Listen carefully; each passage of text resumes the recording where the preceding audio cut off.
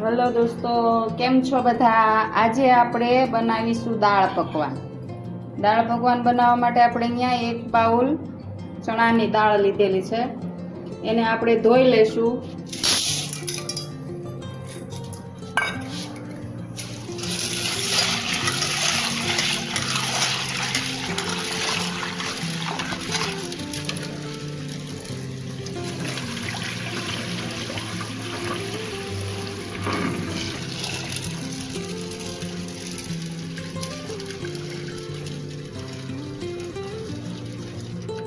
ધોઈ અને 10 મિનિટ માટે આપણે અહીંયા પલળવા મૂકી દઈશું. એને 10 મિનિટ પછી આપણે એને બાફી લઈશું.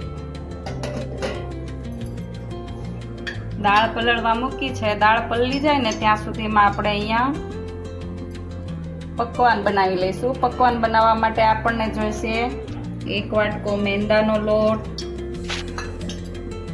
1 વાટકો ઘઉંનો લોટ, અડધો વાટકો રવો, એમાં આપણે થોડા અજમા લઈશું, થોડું જીરું લઈશું અને આમાં તમે મરી પાવડર પણ નાખી શકો. અમારે મરી પાવડર નથી ખાતા એટલે મેં સ્કીપ કરેલો છે. સ્વાદ અનુસાર મીઠું અને આપણે મોણ નાખવા માટે અહીંયા ગરમ તેલ લીધેલું છે. ગરમ તેલ લેવાથી છે ને એકદમ ક્રિસ્પી થાય છે પકવાન.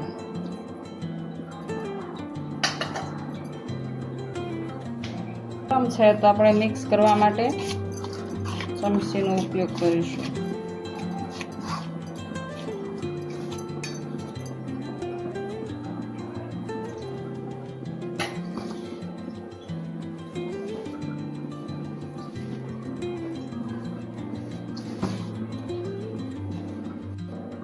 પછી આપણે છે ને એનો લોટ બાંધી દેવાનો છે.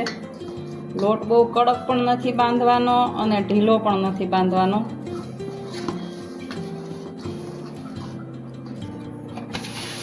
તો આપણે લોટ બાંધીને તૈયાર થઈ ગયો છે.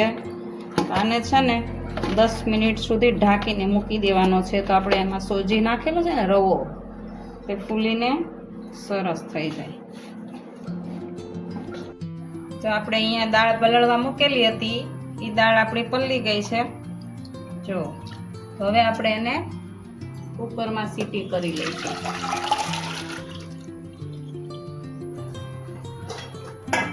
તો આપણે એમાં 1 ચમચી મીઠું એડ કરીશું અને અડધી ચમચી હળદર ઉમેરીશું. પછી આપણે કુકર બંધ કરી દઈશું અને 5 સીટી થવા દેવાની છે. અહીંયા કુકરમાં 5 સીટી કરી લીધી છે અને આપણી દાળ બનીને તૈયાર છે. આપણે આને બ્લેન્ડ કરવાની નથી, આમ જ રાખવાની છે. તો હવે આપણે એનો વઘાર કરીશું. વઘાર છે ને આ દાળ પકવાનની દાળનો ઘીમાં વઘાર કરવાનો હોય છે. તો આપણે અહીંયા ઘી લીધેલું છે.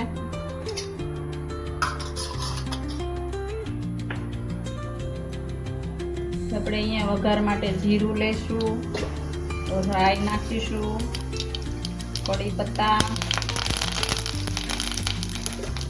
હિંગ અને લીલા મરચાં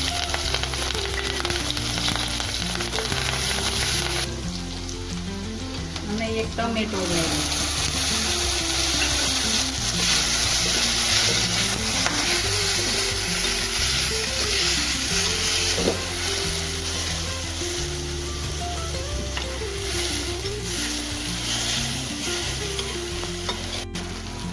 તો હવે આપણું ટમેટું શેકાઈ ગયું છે. તો આપણે એમાં બધા મસાલા કરી લઈશું. હળદર, લાલ મરચું પાવડર, ધાણા જીરું પાવડર અને થોડું મીઠું. મીઠું આપણે દાળમાં એડ કરેલું હતું એટલે સ્વાદ પ્રમાણે જ ઉમેરવાનું છે.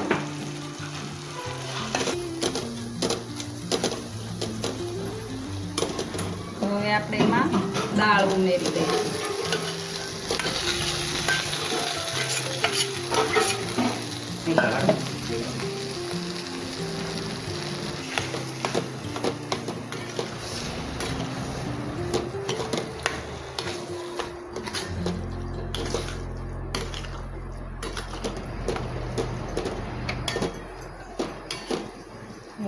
અડધો ગ્લાસ પાણી ઉમેરીશું.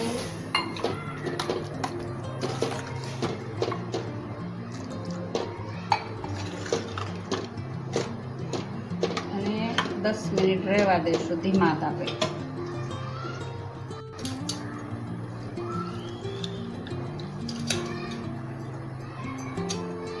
એક લીંબુનો રસ ઉમેરીશું અને સ્વીટ માટે થોડો ગોળ ઉમેરી દઈશું.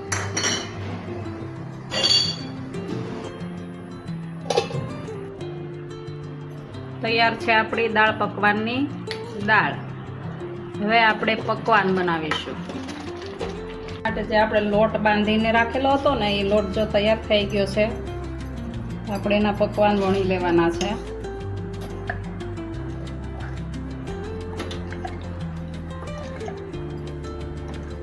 આ લુવાને છે ને લોટ નથી લગાવવાનો, એમ જ વણવાનું છે.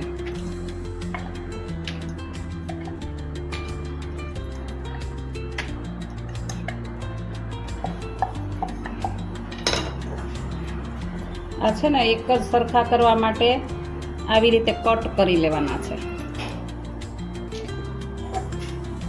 અને એને ચમચીની મદદથી કાપા પાડી લેવાના છે કે ફૂલે નહીં.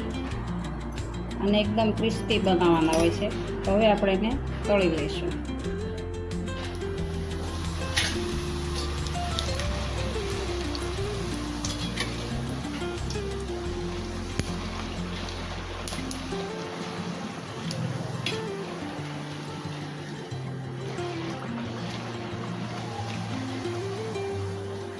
એકદમ બ્રાઉન કલરના થઈ જાય ત્યાં સુધી થવા દેવાના છે.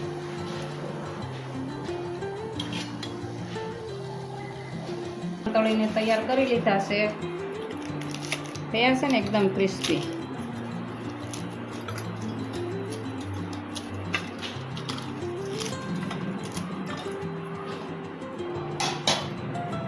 તો આપણે હવે એને સર્વ કરીશું.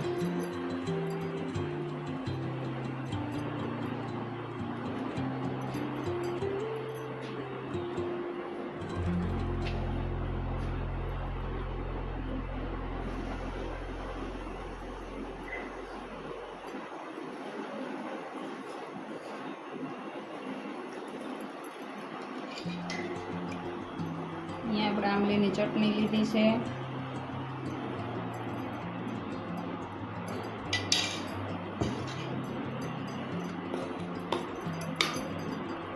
ગ્રીન મરચાંની ચટણી લીધી છે. લીલા ધાણા અને આમચૂર પાવડર તૈયાર છે. આપણા દાળ પકવાન. હવે છે ને કોઈ આ પ્રમાણે બી કરે છે અને કોઈ બીજી રીતે બી. તો હવે આપણે અહીંયા એક બાઉલમાં દાળ લઈશું.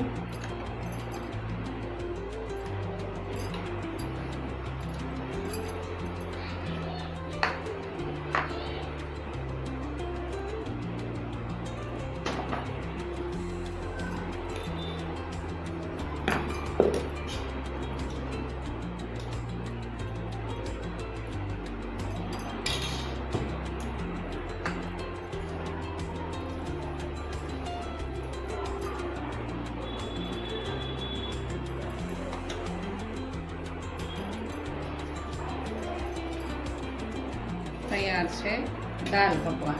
આવી રીતે બી સર્વ કરી શકો છો અને આવી રીતે બી સર્વ કરી શકો છો, પણ બને છે બહુ મસ્ત.